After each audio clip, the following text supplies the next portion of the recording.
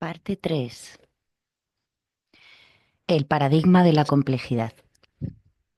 No hace falta creer que la cuestión de la complejidad se plantea solamente hoy en día, a partir de nuestros desarrollos científicos. Hace falta ver la complejidad allí donde ella parece estar, por lo general ausente, como por ejemplo en la vida cotidiana. La complejidad en ese dominio ha sido percibida y descrita por la novela del siglo XIX y comienzos del siglo XX. Mientras que en esa misma época la ciencia trataba de eliminar todo lo que fuera individual y singular para retener nada más que las leyes generales y las identidades simples y cerradas, mientras expulsaba incluso al tiempo de su visión del mundo la novela. Por el contrario, nos mostraba seres singulares en sus contextos y en su tiempo. Mostraba que la vida cotidiana es, de hecho, una vida en la que cada uno juega varios roles sociales, de acuerdo a quien es en soledad, en su trabajo, con amigos o con desconocidos. Vemos así que cada ser tiene una multiplicidad de identidades, una multiplicidad de personalidades en sí mismo, un mundo de fantasmas y de sueños que acompañan su vida. Por ejemplo, el tema del monólogo interior, tan importante en la obra de Faulkner, era parte de esa complejidad. Ese inner speech, esa palabra permanente, es revelada por la literatura y por la novela, del mismo modo que ésta nos reveló también que cada uno se conoce muy poco a sí mismo. En inglés se llama eso self-deception, el engaño de sí mismo. Solo conocemos una apariencia del sí mismo. Uno se engaña acerca de sí mismo. Incluso los escritores más sinceros, como Jean-Jacques Rousseau, olvidan siempre, en su esfuerzo por ser sinceros, algo importante acerca de sí mismos. La relación ambivalente con los otros, las verdaderas mutaciones de personalidad como la ocurrida en Dostoyevsky, el hecho de que somos llevados por la historia sin saber mucho cómo sucede, del mismo modo que Fabrizio del Longo o el príncipe Andrés, el hecho de que el mismo se transforma a lo largo del tiempo, como lo muestran admirablemente a la Recherche du temps perdu y sobre todo el final de Temps retrouvé de Proust. Todo ello indica que no es solamente la sociedad la que es compleja, sino también cada átomo del mundo humano. Al mismo tiempo, en el siglo XIX, la ciencia tiene un ideal exactamente opuesto.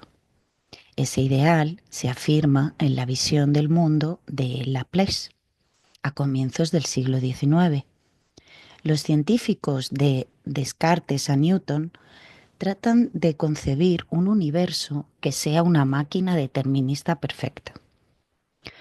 Pero Newton, como Descartes, tenían necesidad de Dios para explicar cómo ese mundo perfecto había sido producido. Laplace elimina a Dios. Cuando Napoleón le pregunta, pero señor Laplace, ¿qué hace usted con Dios en su sistema? Laplace responde, señor, yo no necesito esa hipótesis. Para Laplace, el mundo es una máquina determinista verdaderamente perfecta que se basta a sí misma.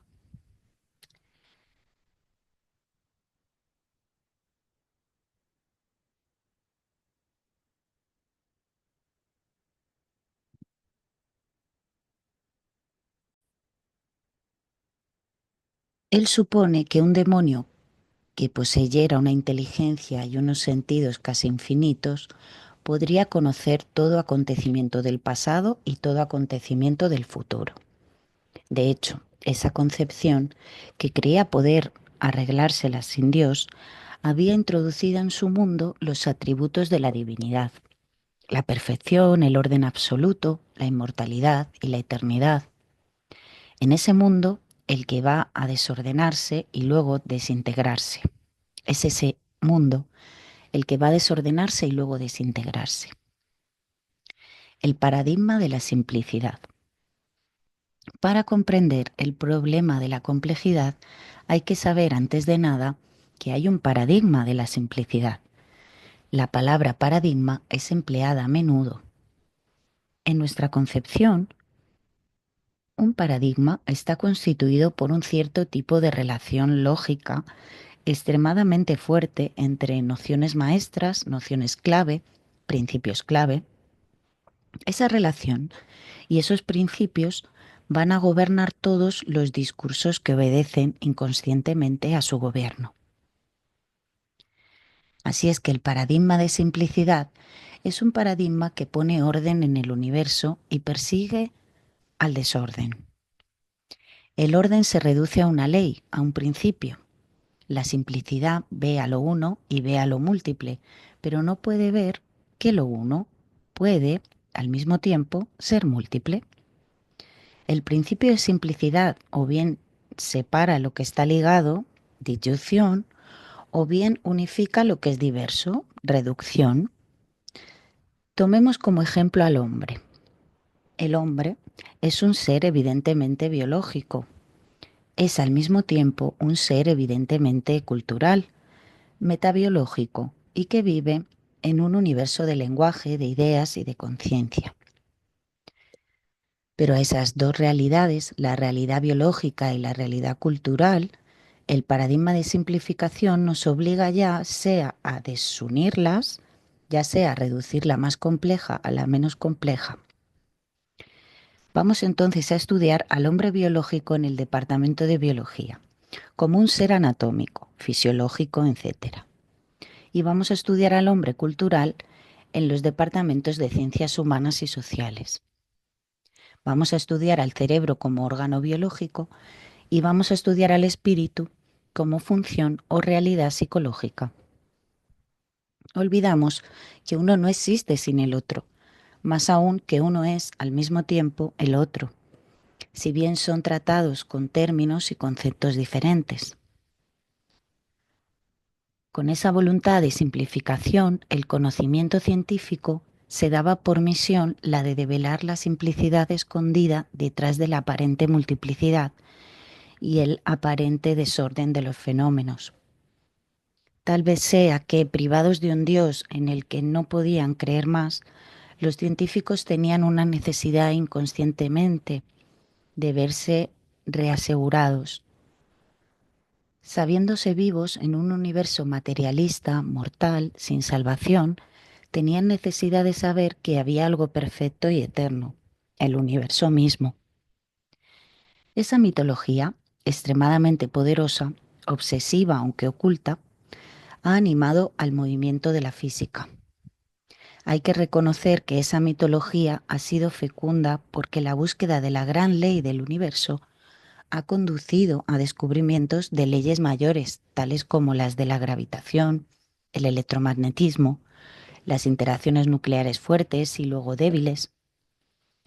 Hoy todavía los científicos y los físicos tratan de encontrar la conexión entre esas diferentes leyes, que representaría una verdadera ley única. La misma obsesión ha conducido a la búsqueda del ladrillo elemental con el cual estaba construido el universo.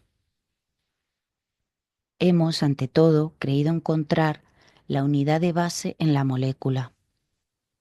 El desarrollo de instrumentos de observación ha revelado que la molécula misma estaba compuesta de átomos. Luego nos hemos dado cuenta que el átomo era en sí mismo un sistema muy complejo, compuesto de un núcleo y de electrones. Entonces la partícula devino la unidad primaria. Luego nos hemos dado cuenta que las partículas eran en sí mismas fenómenos que podían ser divididos teóricamente en quarks. Y en el momento en que creíamos haber alcanzado el ladrillo elemental con el cual nuestro universo estaba construido, ese ladrillo ha desaparecido en tanto ladrillo. Es una entidad difusa, compleja, que no llegamos a aislar. La obsesión de la complejidad condujo a la aventura científica a descubrimientos imposibles de concebir en términos de simplicidad. Lo que es más, en el siglo XX tuvo lugar este acontecimiento mayor, la irrupción del desorden en el universo físico. En efecto, el segundo principio de la termodinámica, formulado por Carnot y por Clausius, es primeramente un principio de degradación de energía. El primer principio, que es el principio de la conservación de la energía, se acompaña de un principio que dice que la energía se degrada bajo la forma de calor. Toda actividad, todo trabajo produce calor. Dicho de otro modo, toda utilización de la energía tiende a degradar dicha energía. Luego nos hemos dado cuenta, por Boltzmann, que eso que llamamos calor es en realidad la agitación en desorden de moléculas y de átomos. Cualquiera puede verificar al comenzar a calentar un recipiente con agua que aparecen vibraciones y que se produce un arremolinamiento de moléculas. Algunas vuelan hacia la atmósfera hasta que todas se dispersan. Efectivamente, llegamos al desorden total. El desorden está, entonces, en el universo físico, ligado a todo trabajo, a toda transformación.